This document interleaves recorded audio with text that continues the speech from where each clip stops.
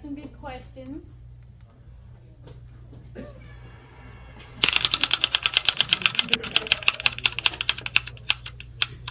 All right, you get the whole board, Anthony.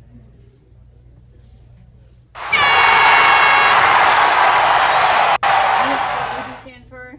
Object-oriented design. You just want 1 point? Okay. An object is an instance of a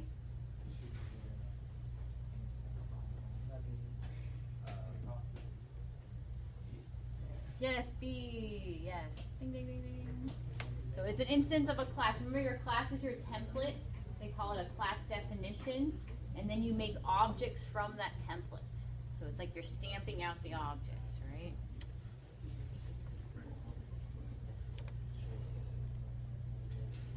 We need 2 computers. 2 screens, maybe. Andy.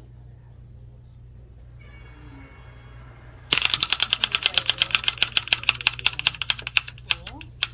We're just going to go in order. What does the default constructor look like for the following class? But I also brought some pens.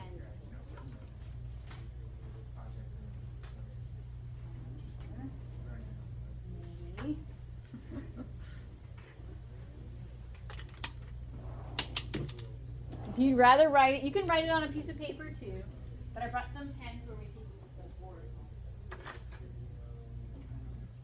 So what do you think? So if I had this class and I had to make a constructor for it, what would it look like?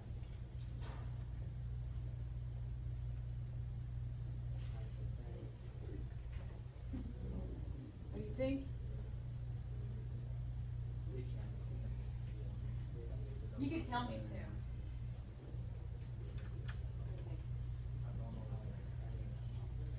I know you know this, Andy. Because the first method we always write in our class definitions.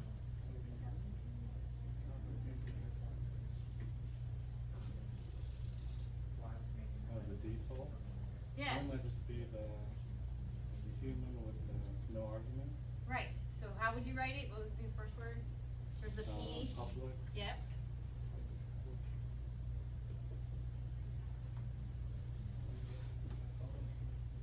Just be human. Right. Because remember that your constructor always has the same name as your class. And then you said no arguments. Yeah, is that it? Okay, and this is it. Okay. And you can leave it like this, but a lot of times we'll initialize those variables. So he gets his points, but a lot of times what we'll do in our constructor, remember, is initialize these variables to some default values. I'm writing sideways, it's why I messed up. And then you could initialize your gender to a default value. And we have been using Eclipse to help us write these, but remember how they look. Because you should be able to picture in your head what these guys look like in a default constructor. So remember, the same name as the class, no return type. Nothing in the parentheses if it's default. So good. So there's an example right there. Good job, Andy.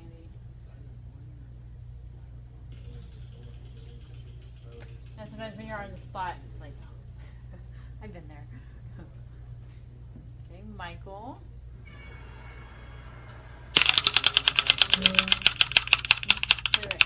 Sorry. What was it? Object-oriented design for 39. Oh, we are going in order. A default constructor is provided automatically if no constructors are explicitly declared in the class. At least one constructor must always be defined explicitly. That means actually written. Every class has a default constructor, and the default constructor is a no-arg constructor.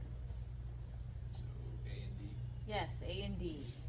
Remember that every class doesn't have to have a default constructor. Now, if you don't define any constructors, then it does automatically, right? That's why this one was true.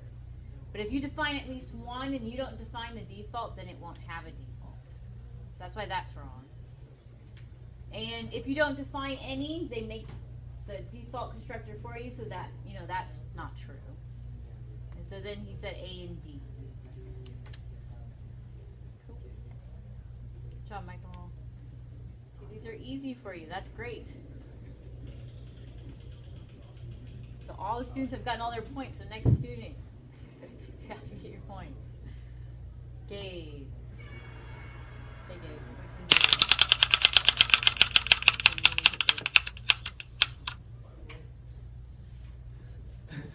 Which one?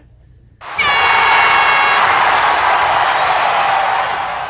go for Java knowledge, or let's go with something simple, 2. Okay. Every class has a toString method and an equals method. That's a true or false? Oh, it's true or false?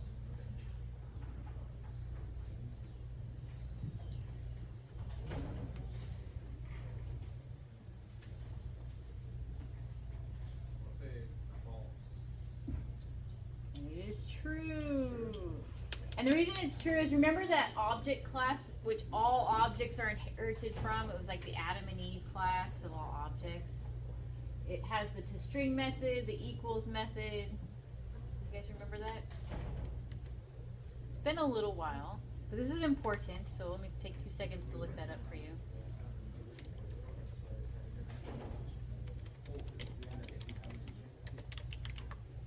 Actually, let's look up. So you remember that every class has an inheritance structure right here? And at the beginning of that inheritance structure, for every single class in Java, they inherit from the object class. This is why Java is inherently object-oriented language. And in that object class, the Adam and Eve of all classes, they have the clone, the equals. They actually have all these methods. But the ones you'll probably be expected to know are clone and equals and toString. And maybe hash code. But just note that all classes have these automatically. And then when we write our own toString method, we're overriding this toString method. When we override it, it'll use ours instead of this one. Okay?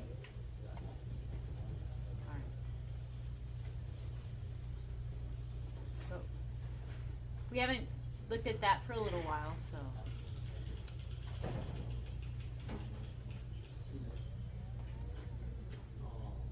All right, John, the next John.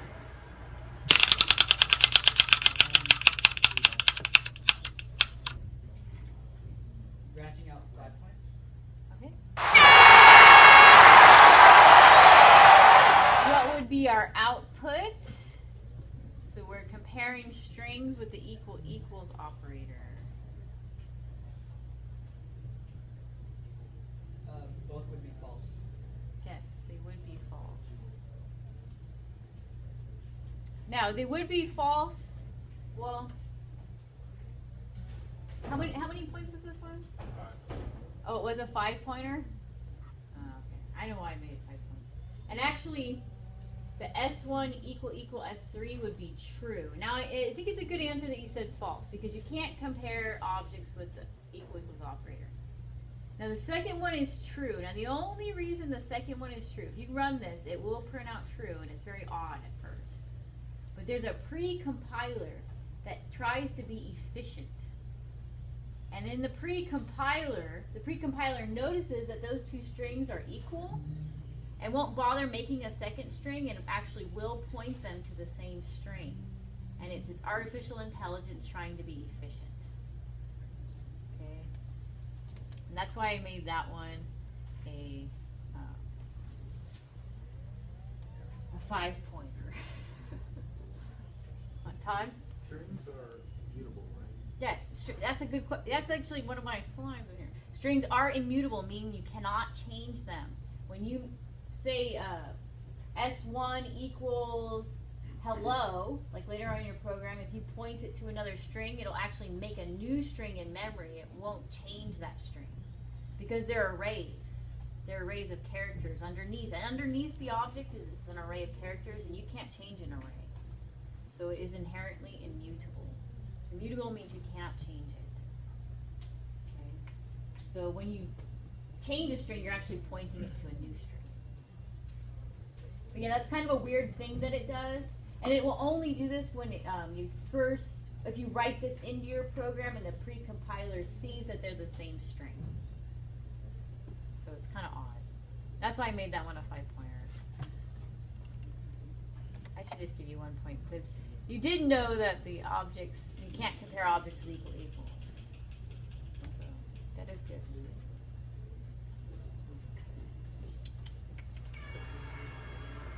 All right, Doug.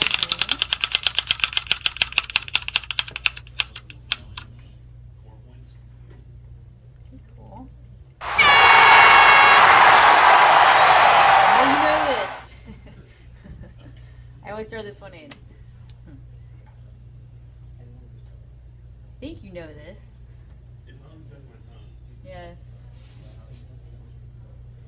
Starts with a J. Or what's his initials? JD.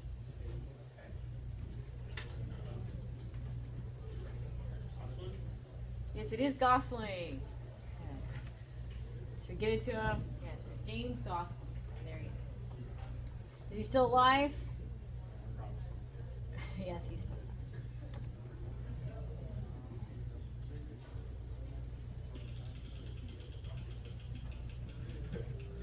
All right.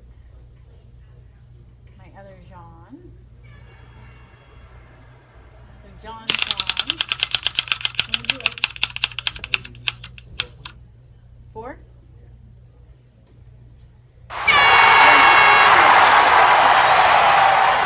On the left, and then we have our main program, our test program on the right. And I just asked what would print out to the screen if you had this in your code. Or if you had that in your main program.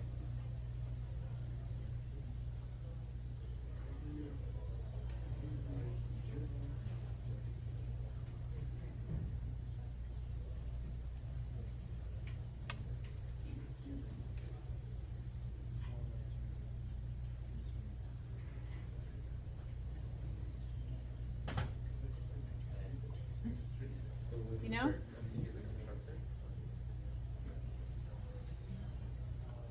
Kind of. Which method would it call to print? Yes. Okay. Good. And then it would print, yes, the default constructor. So I think, he didn't explain the answer totally, but I think he knew what he was talking about. So remember, when you use the default constructor, it initializes your variables to John Doe, M, and 40. That's what that does right there. And then your system out print line, when you put an object in system out print line, it automatically calls it to string. And so it prints out that default constructor variable. Todd. So if you don't declare a default constructor, it just ends up with It would print out string is null, character, I think the default for character is white space, right? And then your age would be 0. So it does give them automatic default values. So if you didn't make that constructor, that's a good question. If I didn't make that constructor, you remember that one is automatically made for me, and it constructs it to default values. So objects are always given the default of null, so the string would be null. Our character, I think the default is white space, and then the int is 0. So it just gives it default values. But good question.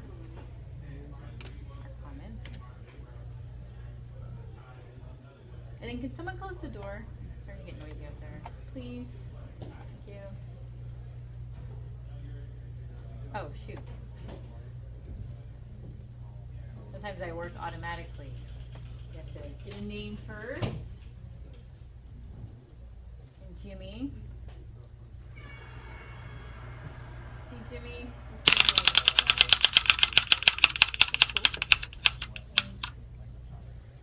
All right.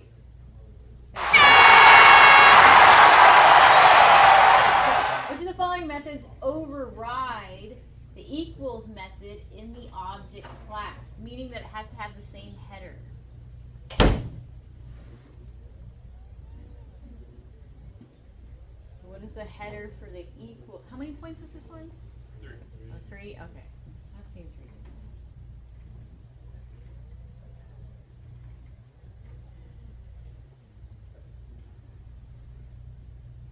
it has to override that. So when you override a method, you guys know you have to write it, the header exactly like the other method that you're overriding. So it's pretty much asking in the object class, what does that equals method look like? Is it A? What do you guys think? Almost. But it has to return a Boolean. So it does actually return a Boolean. Okay. So it is B. And it makes sense that it returns a Boolean because you're checking to see if something's equal. Okay.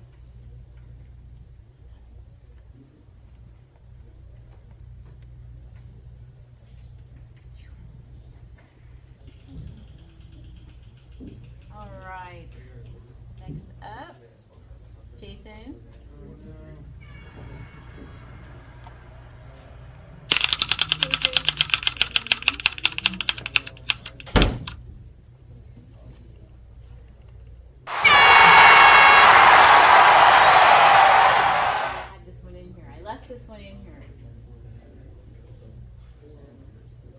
You should be able to get this no problem.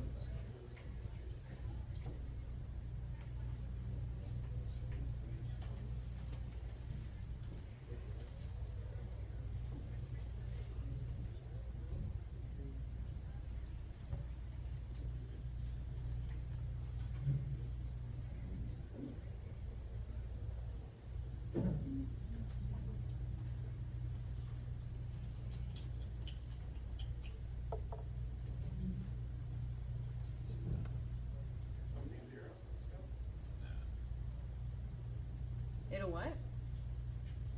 Sorry.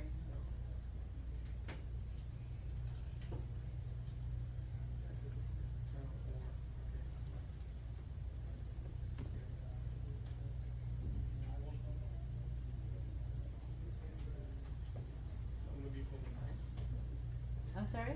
9. No. Anyone else? John, what do you think? It is an infinite loop. And the reason being is this is an OR statement right here. And so the OR is saying, hey, if you're positive or if you're less than 10. And so number just keeps on getting more and more positive. And so that OR statement will always be true. So yeah, it's an infinite loop.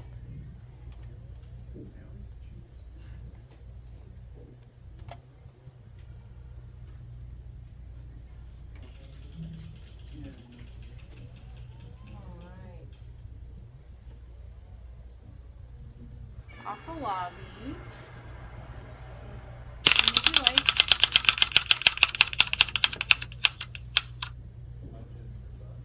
Okay, cool. So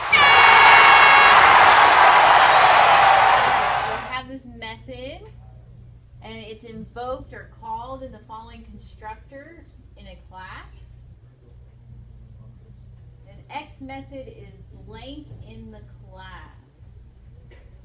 So remember that, well, I shouldn't say remember. So our answers are a static method, an instance method, or a static method or an instance method.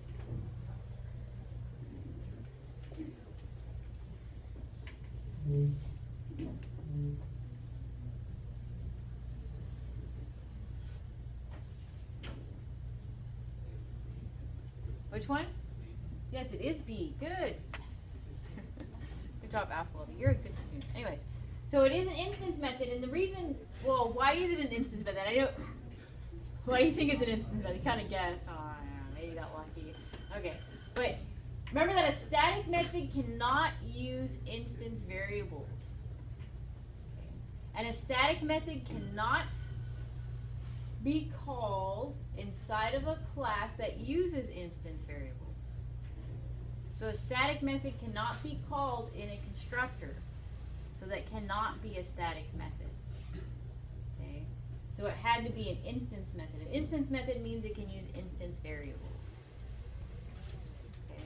Are the data variables. Your book likes to call them data variables. So that's how you could tell that wasn't a static method. Good job. Oh. Actually, I put C.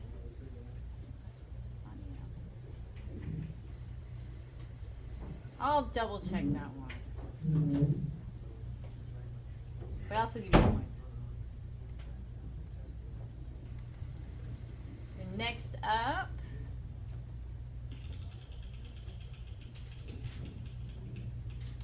we have Alexander. Yes. Okay. Which one would you like? Cool.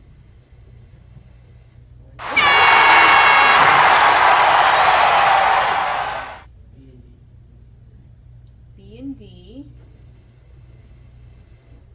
Yes. Is that all your answer? Actually, there is one more. Which one do you think? What other one? Yeah, A is a string. And a lot of times when you initialize strings are used so very often. A lot of times when we initialize strings, we don't have to use that new operator. It's one object where in Java you don't have to use the new operator. You can just initialize it like this.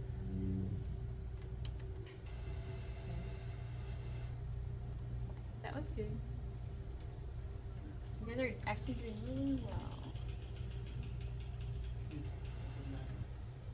Stephanie. Which one do you think?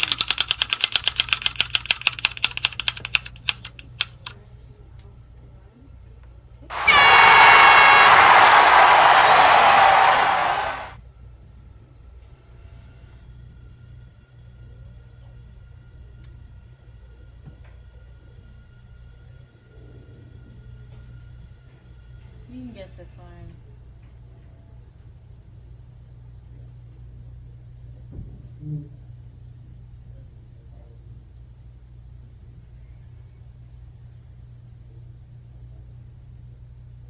Take a good guess. What is it? No. What would be its length? 0. Yes, it's an empty string.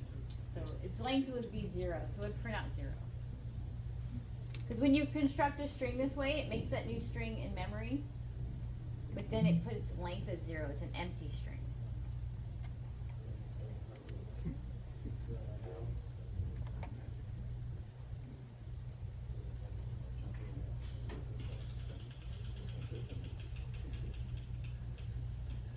Okay, Todd. Variables for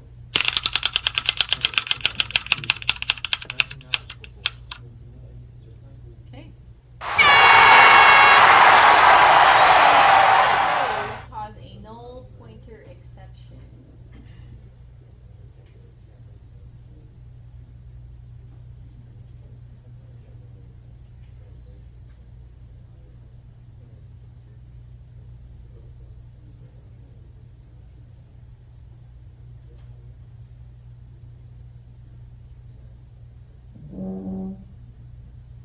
And it causes the null pointer exception right here.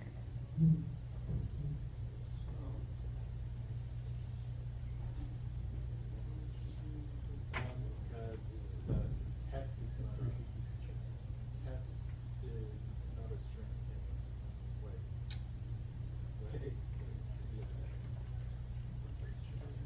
Actually, this is a book question. That's why it looks like this. So there's text, which is the instance variable, then there's test, which is the object of type test. Static. Oh. It creates. So it creates a test, a new test. You see, set the text equals test. So that creates a new object.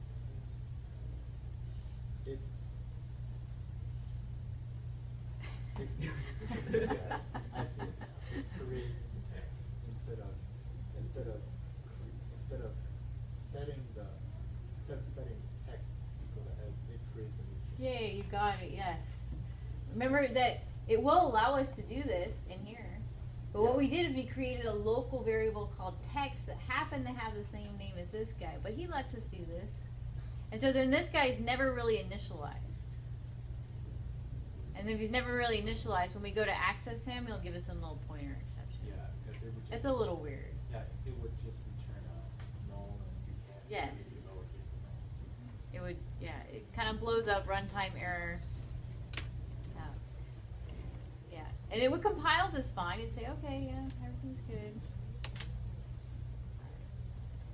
So it's created as a local variable, so then the other instance variable is never initialized. So good, Todd. And that one is hard to see, you know, because everything looks right, and actually it always compiles right. All right, Monica.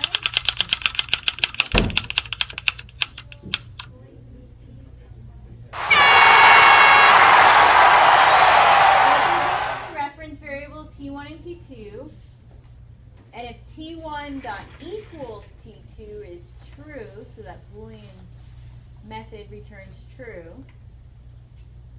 If we did something in our code like T1 equal T2, what do you think would happen?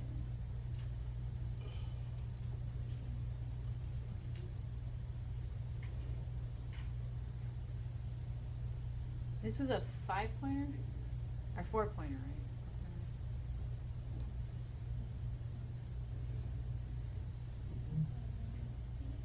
Yes, it is C. Good. And the reason being is, if T1 dot equals T2 is true, that means that this method has determined that their instance variables are equal to each other, right? So the way they define this, we don't know how they define this equals method, but they determine that they're equal. So they could be pointing to the same place in memory. Remember that when we do equal equals, we're checking their memory reference locations, where they're pointing in memory. So they could be pointing to the same place in memory, but they don't have to be. They could just have the same instance variables. So very good, Donica. Oh, and I had A sometimes true, but it is C sometimes true. Okay, I'll have to correct that. And how many points was that, Donica? It was 5, right? Okay, good. Awesome.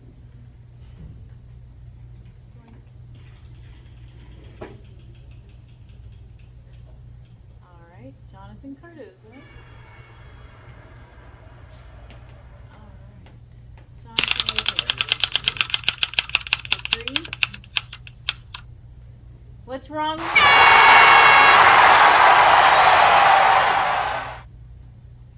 I even left the red underline there. What do you think? In other words, why is that red underlined?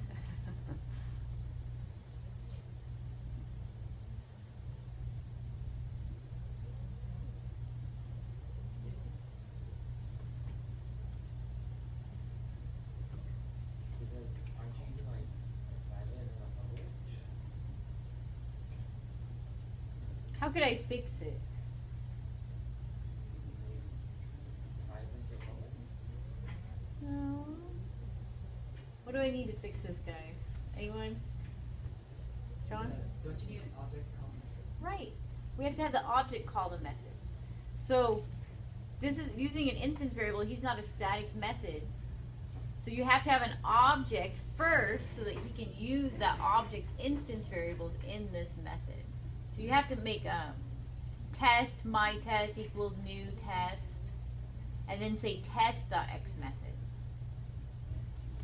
Okay. Or my test.x method. So good job. Alright, so that's what's wrong with that code. You can't just call methods like that without making an object first. It'd be like trying to get something from nothing. Right. It's saying, hey, use my instance variables, but I really don't have any yet, so I don't know which ones you're going to use.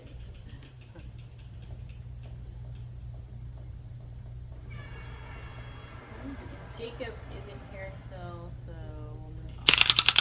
And those of you who came in late, we'll just add you in right now.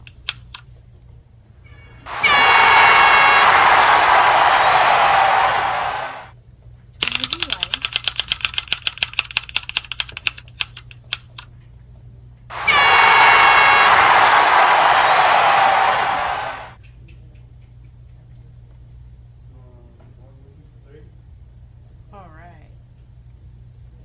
All right, suppose, this is a book question actually. Suppose array list X contains 2 strings. Beijing and Singapore. Which of the following methods will cause the list to become Beijing, Chicago, Singapore? This was our array list methods. It is C. Good job. Good. So this add method comes in two forms. So it's an overloaded method. You can add it like this with this add method with one parameter or one argument, and it adds it to the end, right? Or with two parameters, you tell it which index to add it to. So good job. Overall, I think we're doing really well on these. Good. Oh, yeah. And Alexander Alvarez never came, huh? I thought you would come later. So, let's see, who else do we have left? We'll just call you around the room because a couple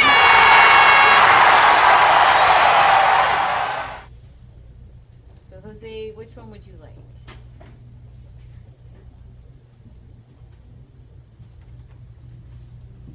Branching out for 3. All right. So let's say we wrote something like this. What would be your output?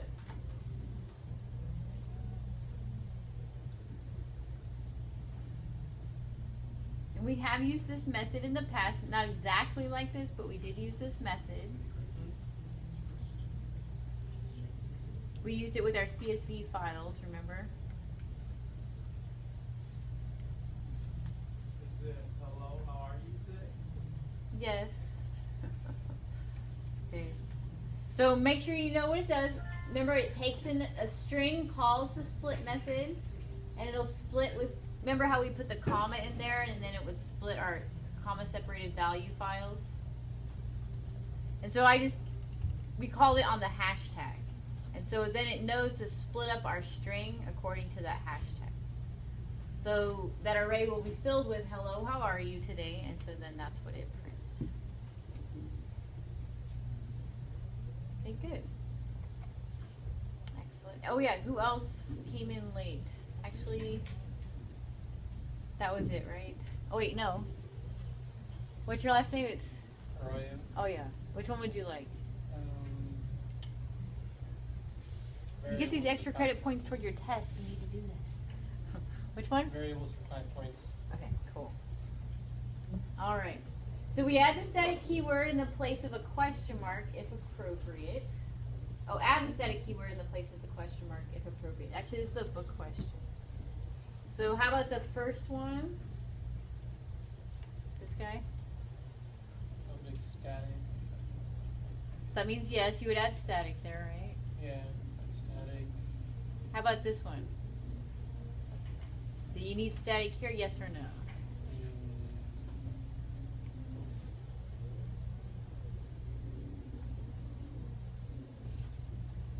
Yes.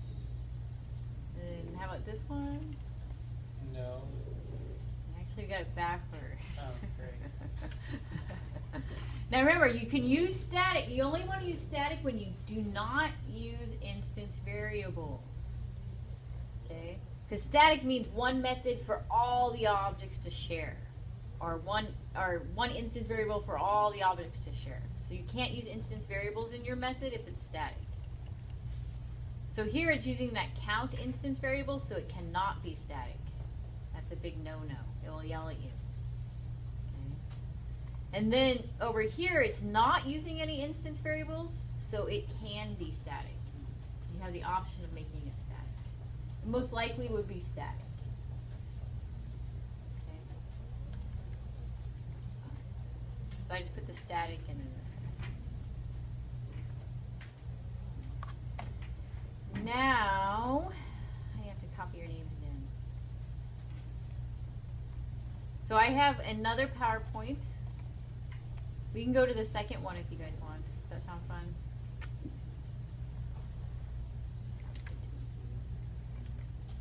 Aw. Having copy and paste problems.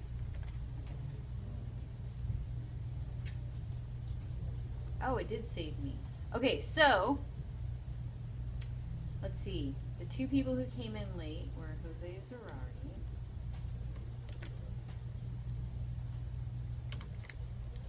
And then who else came in late? It was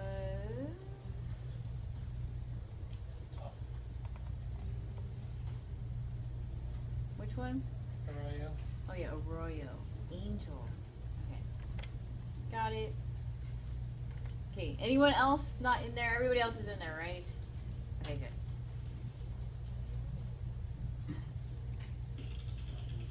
And we'll go to our second PowerPoint here.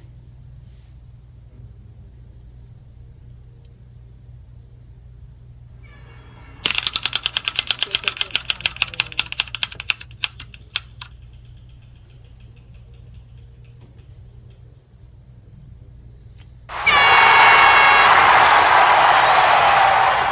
Alexander. PowerPoint number 2. All right.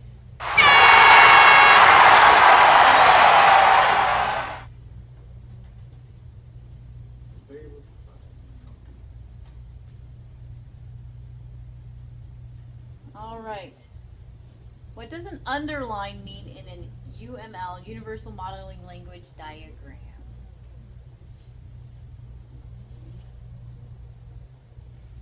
Actually, what does an underline mean in UML?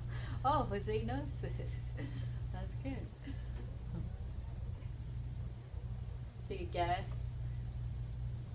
I can guess. Okay.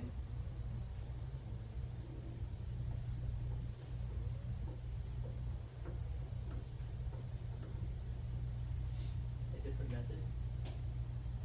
Maybe separating method. No. Jose, what did you think it was? Maybe static. So, Static? type static. Yes, it is. Good job, Jose. Do I get points for that? Yes, you do. We allow stealing of ones, yes. As long as they're not true false and not twos. How many points was that anyway? 5. Oh yeah, that was a 5-pointer. That was a harder one. That's okay. Good job, Jose. You see, overall we're doing great on these. Sometimes I have classes that can't answer some of these and then I'm really worried.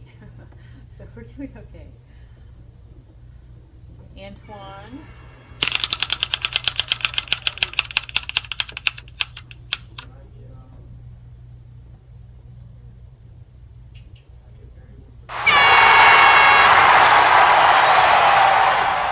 Alright, so this is a book question. It says, what's the output to the following code? And it makes a main method. See, it makes a string. It sets S2 to equals S1. It adds something to S1. So are the strings the same? Is that what it's trying to ask? Oh yeah, yeah. So it just says, hey, what's the output? So yeah, it's just saying, hey, when you execute this, if else, which branch do you take, pretty much. The first one? Yes, it is. Okay, so they are pointing to the same string in memory. So that is good. S1 and S2 reference the same string object. Yeah, that's a book question. Good job, Antoine. Now, either I'm teaching better or you guys are just getting smarter. No, I just took that quiz like 10 times. Oh, good. Yeah, you noticed that one. Okay, good. Okay, John Solo. Object-oriented design for Python.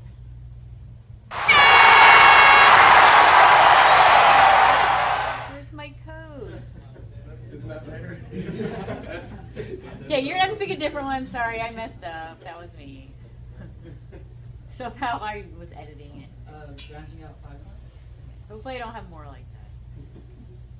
All right. What does the following method call return? And this one, we have used this one, but this is a different version of the one that we've used. 27. Let me see, 16 plus, what's B? 11, right? Hey, I think you're right. So what it's doing, that's awesome. Yay. Now, is this on the test question too, or did you just get it? I think so. Good. So this is a base 16 number. So that's what it's saying. Parse int, but it's an integer with base 16. So remember, this is the 16's place, and then this is the 1's place. So it'd be 16 plus 11, and he said 27. So good. Yay. I think that's the first time anyone's ever gotten that one. Good job, John. Well earned 5 points. Hey, Gabe is. Hi, Gabe.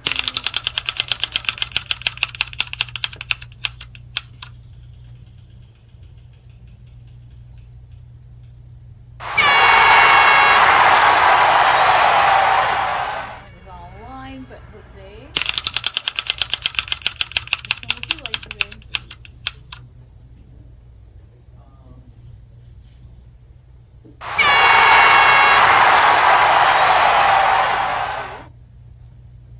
All right, what's the output to the following program?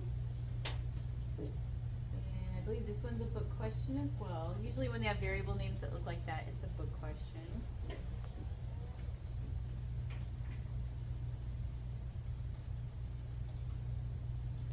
Well, this is locality of variables. They always have locality of variables questions like this.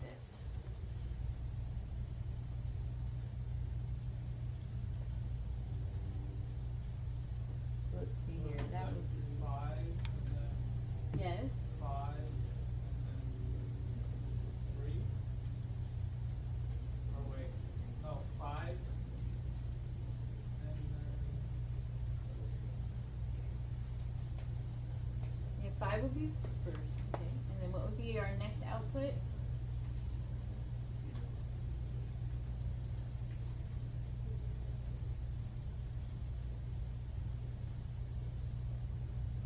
isn't it like 5, 5 and 3?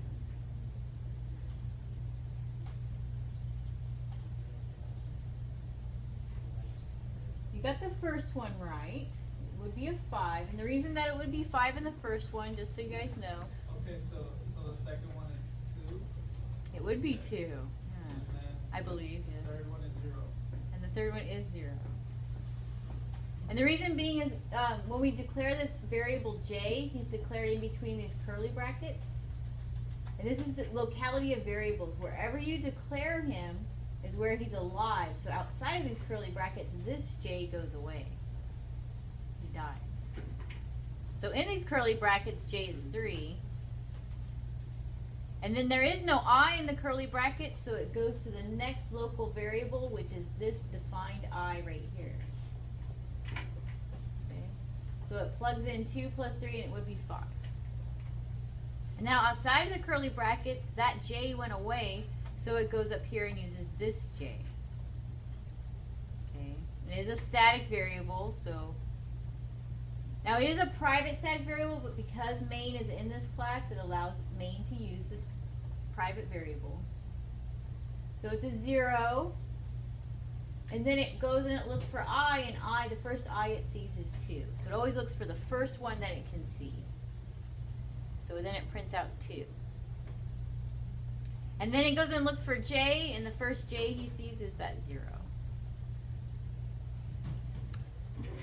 And normally you would never write code like this, right? Oh, this is why it was 5. Now notice this is not 23. That was kind of a tricker. I should have put parentheses around this. I'll still give you credit. But, note that what it does, it has this string, and then the first operator here concatenates that I onto the string. And then it becomes a string with the number 2 attached to it. And then it concatenates the 3 onto the string. If I had parentheses around the I and the j, it would make 5 first and then concatenate them. I even forgot that part. So, but good job.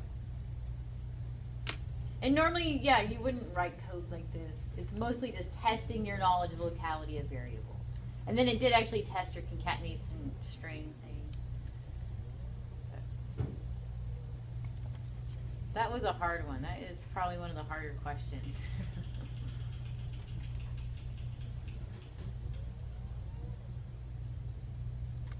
All right, off the lobby. Who would you like? Okay. All right, assume. This is actually a book question. Are the following Boolean expressions true or false? This was my 3-pointer, but I know we didn't use instance of in here, but you can kind of guess what it's doing. That instance of will return true if this object is an instance of that class. Okay.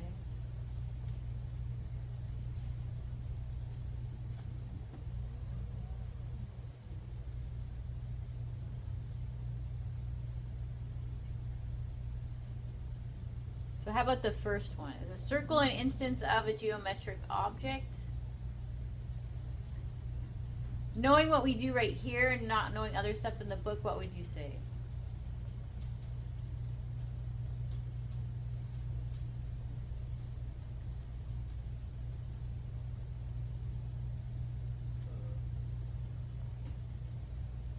Or what do you think? What do you think these are? So there'll be 4 answers. What's the first one, whether it's true or false, second one, whether it's true or false, third, and then fourth. What do you think? Okay, the first one would be false, right? What about the second one? False. Oh, wait, true. True. Okay, good. Good. Okay, and how about the third one? True. Yeah, he's true. And how about the fourth one? False. Yeah, false. Now, if circle inherited from geometric object, then circle would be a geometric object. And I think that's what he was getting at. But I didn't put that in this question, so we'll assume we didn't know that circle was a geometric object. Okay, but remember in the book, he'll have he had other code in there. And circle inherited from geometric objects. And remember that if you inherit from something else, a class inherits from something else, you are that geometric object as well. I don't think I'd like that question. So how many points was that off the lobby? It was 3? Okay. I'll go ahead and give it to you. Alright, Anthony. What would you like? Going to be for 2. Cool.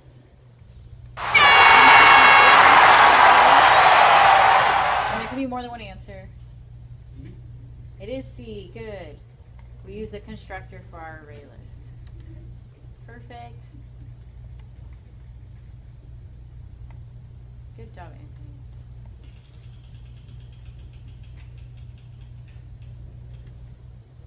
All right, Donica.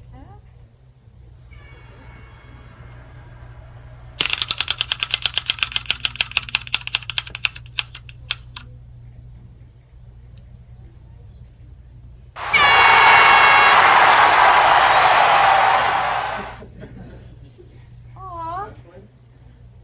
I was editing these. I'm so sorry. Yeah, no, automatic 5. Oh, well, go ahead. Pick another one.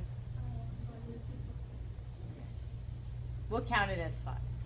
Which of the following methods override the toString method in the object class? So remember we overrode the equals method in the object class. What do you think? And when we do that eclipse generate toString, it makes this look like this.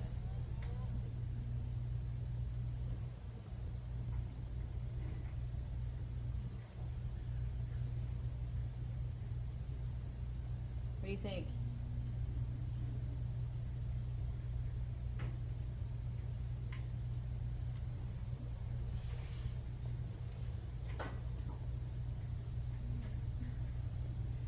Which one? Just guess. What is it? No. Which one is it, guys? No, it is C. Yes. Should have said it. Yes. And you can kind of think why it's C. It does return a string. Remember that we keep all the console output out of a to-string method so that when we move to text boxes or LCD screens or whatever, we can send it this string. And then it doesn't need any parameters because it's just making a string out of your instance variables. Okay? So he does look like that.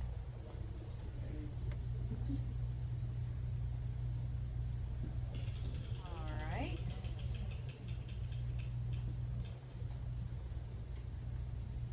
Stephanie is, oh yeah, she's there. I was like, oh no, she walked. Okay, Steph, what do you want?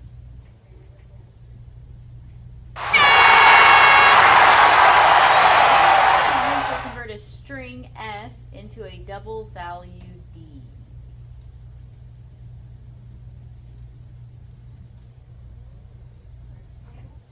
It is. This one right here. Good, because it was a static method. We always use the class name to call it. It was our wrapper class, and then you pass to it the string. So good. Perfect. Oh, I said all of these. Let me check. New. We'll also give you points because I said it was right.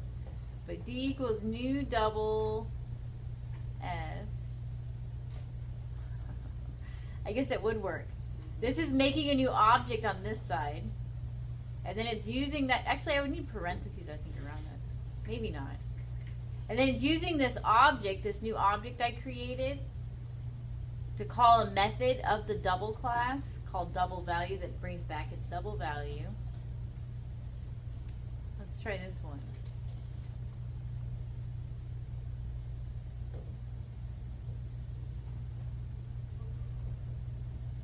I didn't even know this one would work. But if you call the static method, you know it's a static method because you're using the class name to call it. Value of, and then you pass it a string, it must return that double object, the new double object, and then you use that new double object to call his value. Alright. This must have been a book question. Yeah, I know. We always use this way. We always use that way. That's what I expected you guys to like. Okay, I don't like that question either. Next time around, we're getting rid of that one. Though these are all beneficial, right? Let's see. Michael.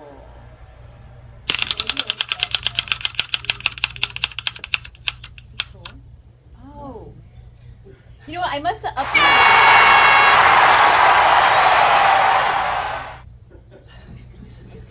I was editing him, and I must have, I don't know, saved him somewhere else. So.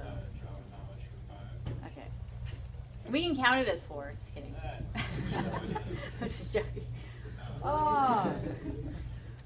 We can go to the other PowerPoint too. Sorry. Okay. We'll count this one as 5, right? Invoking blank returns the first element in an array list. X.K0. Yes, it is. Okay. Perfect. I apologize. You know what? I'll go home and I'll upload the one that I did remake. So, because I put them on Google Drive, I just didn't bring it apart. All right, Andy. Hopefully, there's no more like that.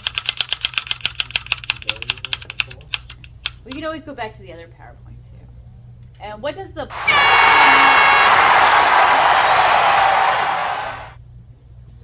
as opposed to the minus sign?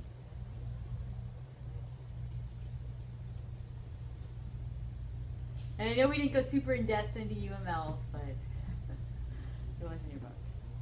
This is a book question.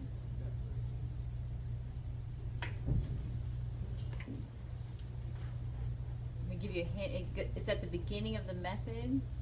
Oh, that's what's it called? It's how you tilt them, you know. No. For the There's the constant. P.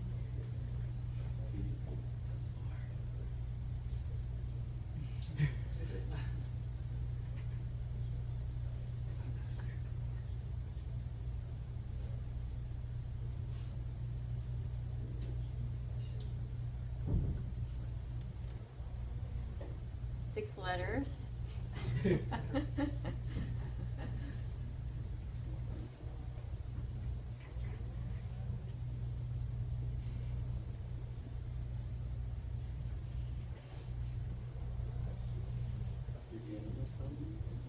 beginning of the method definition.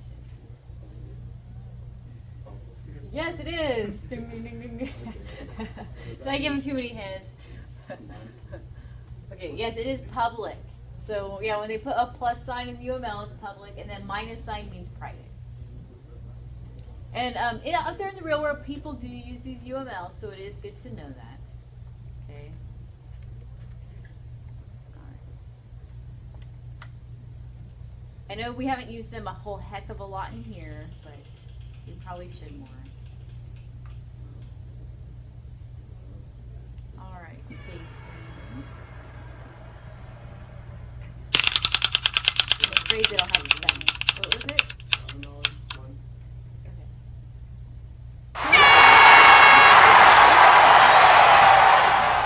Class. True, yes. Remember, every object is inherited from objects. Okay, good.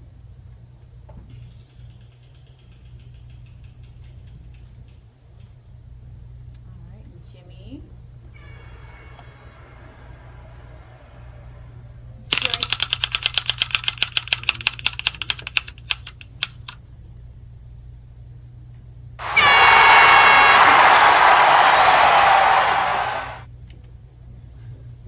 See how you clicked on the outside of it? Sometimes it'll go to the last one.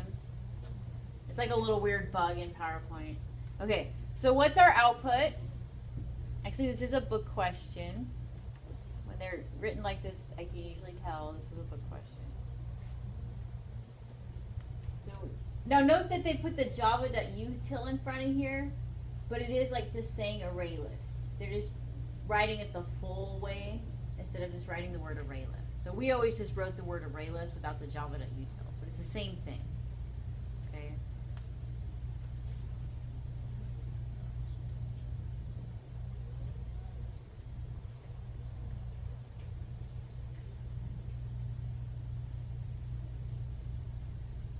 And so it's just printing out list 1 at the end. So in other words, what is inside of list 1?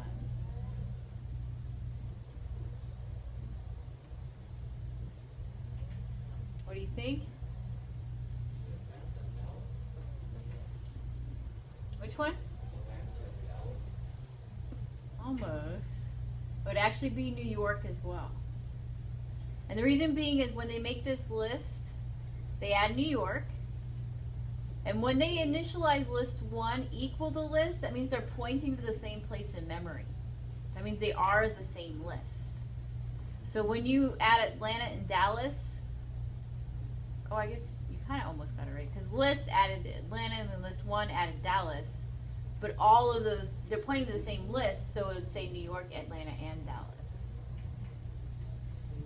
So you remember that when we do things like this, it allows us to do things like this. And when we see our binary tree data structure, we get to use things like this. Okay. So yeah, that would be awesome. We'll give you 1 point for that. All right, Todd.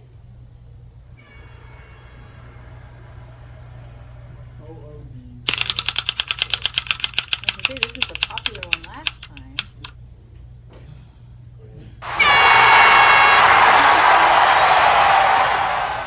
Oh no, this one's different. Yours was make the constructor for this class. This one is checking equality. And so we made 2 humans, and then we're seeing if Joe equals Sue.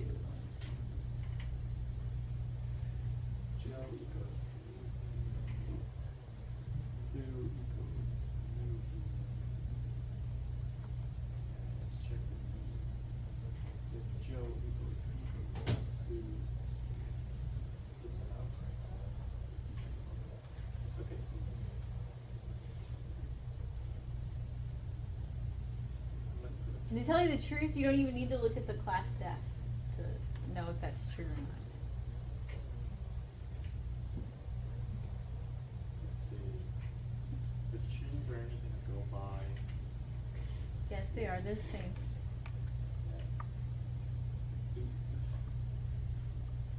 Yeah, they have the same stuff, so They should point to the same reference. Wait. Oh, correct. You're right. They're different objects. Then. Yes, they're different objects. Okay, I'll still give you a point because you said that they are different objects. So remember that if we initialize them this way, this is pointing to this memory location, and then Sue is pointing to this memory location. And so if we use the equals operators, we're checking memory locations or memory addresses. We're saying, is this memory address equal to this memory address? And they're not. Yeah, because normally, no, for objects, you have to have a dot. Yeah, that dot equals. Yeah. That's what we override that object method called dot equals. Yeah. Or equals, the equals method. And then we define how they're equal to each other. It only, wait, In so- fact, we haven't gotten to making the comparable class and making the equals method, but we need to get to that. So are strings the exception? Do they have the? No string. Now, the only reason the other one was equal to each other is because the way that we initialize the strings, the pre-compiler does it for efficiency purposes, points them to the same string.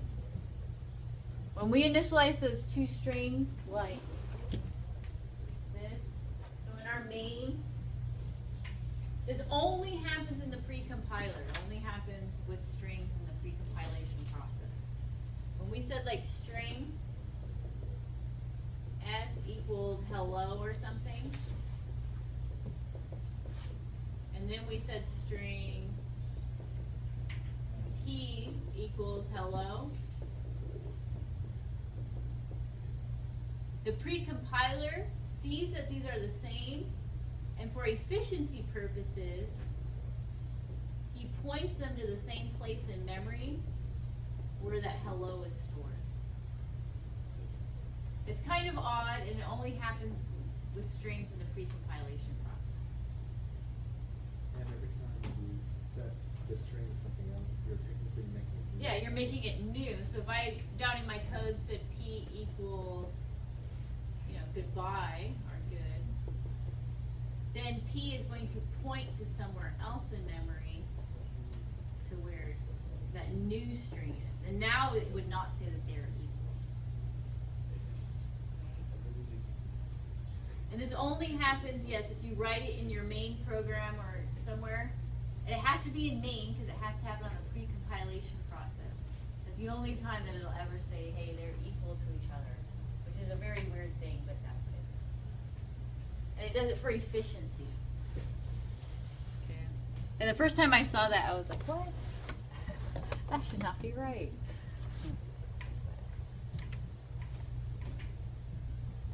All right. And we can go back to the other PowerPoint if we need more questions, which we might, since I messed up our questions. Douglas, which one would you like actually? Hey Douglas, you're up.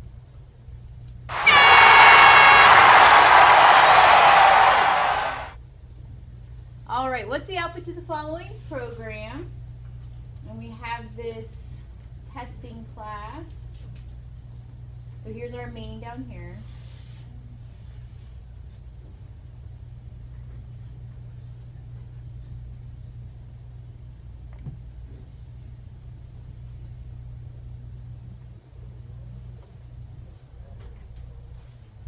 What do you think? This is testing locality of variables again. That's one of our big student learning outcomes in here. Number 7, count 1. Yes, good. Ding, ding, ding. So it uses the number that was defined here. Remember, it always looks for the first one that it sees. It sees number right here and uses this number. And then down here, count. Notice that it's blue here. It knows it's it knows it's an instance variable. That kind of gives you a clue too that hey, it's using the instance variable count. And count was initialized to 1 in that default constructor. Okay, good job, Douglas. And that is usually a harder question for people, so good. Yay. I think this time around you guys are doing really good. Okay, Sean. What would you like?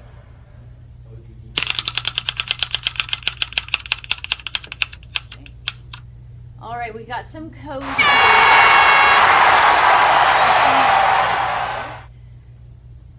I see what's wrong with it.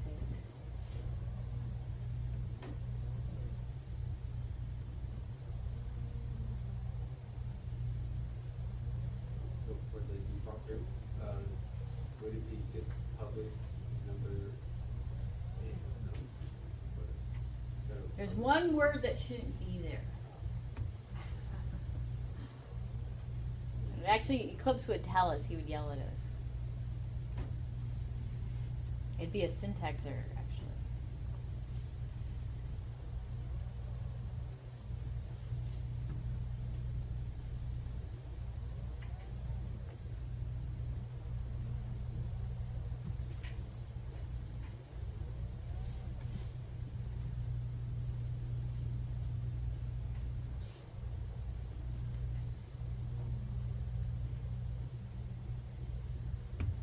What do you think?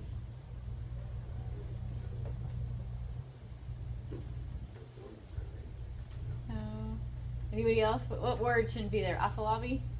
Static. Yeah, static shouldn't be there. And notice that static shouldn't be here because he's using an instance variable right there. So if you're using an instance variable, you cannot be static. If you ever use instance variables in your method, you cannot be static. Because it doesn't make sense. Because you use the class name to call it, not an object to call your static method, so he doesn't have instance variables. He doesn't have access to instance variables. And that is a hard one to see. It's easy to see in Eclipse because Eclipse would red underline it for us. Okay. So he would. Alright. And I just kind of explained that in here. But alright.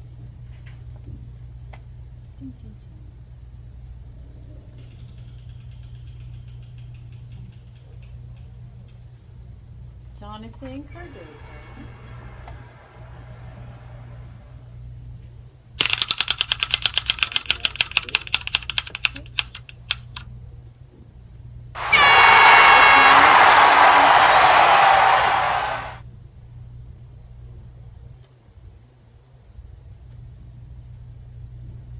Oh, and I even left the red underline in there for you.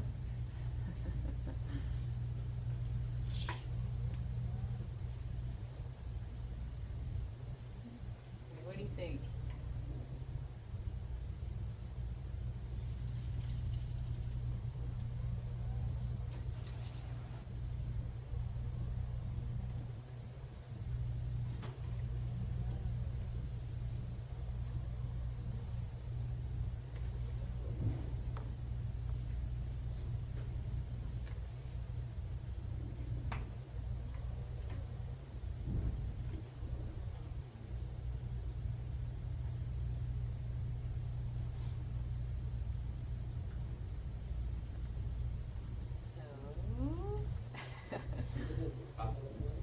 It's what? You can take a guess.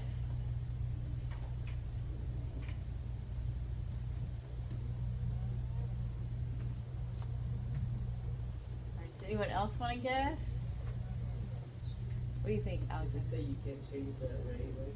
Yeah, you can never change your array length. So once you set an array, remember, you set its length, it's set aside that amount of memory. You can't all of a sudden tell the operating system, well, I want to use these memory locations too, because there might be something there. So that no programming language will ever let you change the array length.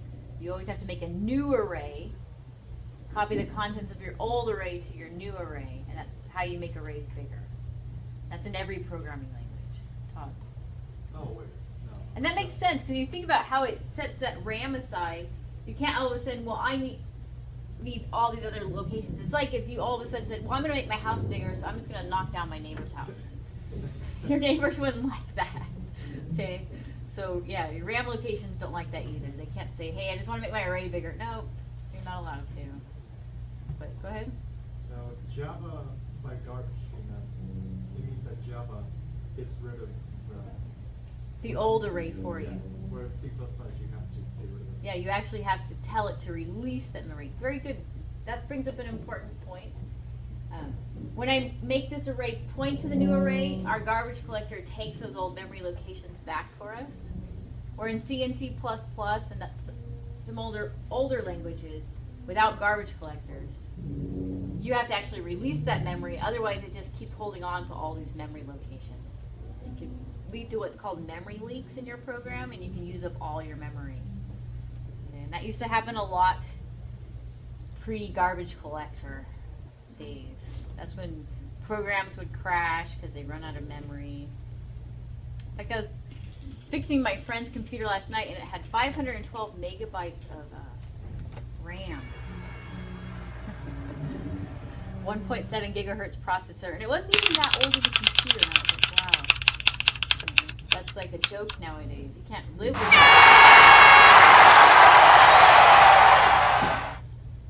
Let's see, Alexander is not here, right? Actually, Alexander Alvarez. Oh wait, you're Alvarez. It was Alexander. No, I'm better Alvarez. Oh, I was gonna say, wait, Alexander Alvarez. And then Angel. Somehow you ended up last again, Angel. Yep. Poor Angel. Okay, which one would you like? OOD for 2 points. All right, what does the accessor and mutator methods look like for the gender or mutator look like? It would be You just tell me the header or whatever. name.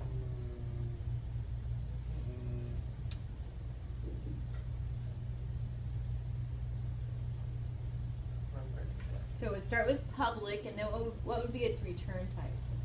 If you're doing an accessor.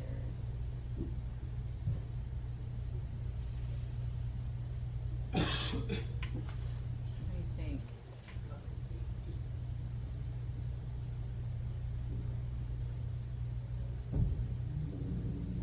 Public.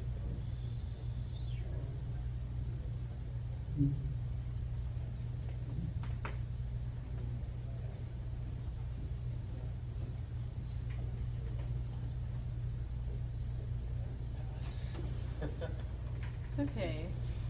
And then everyone who came today, I'm going to give you automatic points for coming today too. Okay? Hey. So you automatically get some. So even if you just didn't get your question, at least you got some for coming to class. Figure that's good. We'll give 2 points each. Right? Anyone else want to tackle this one? What does your accessor look like? Or your mutator?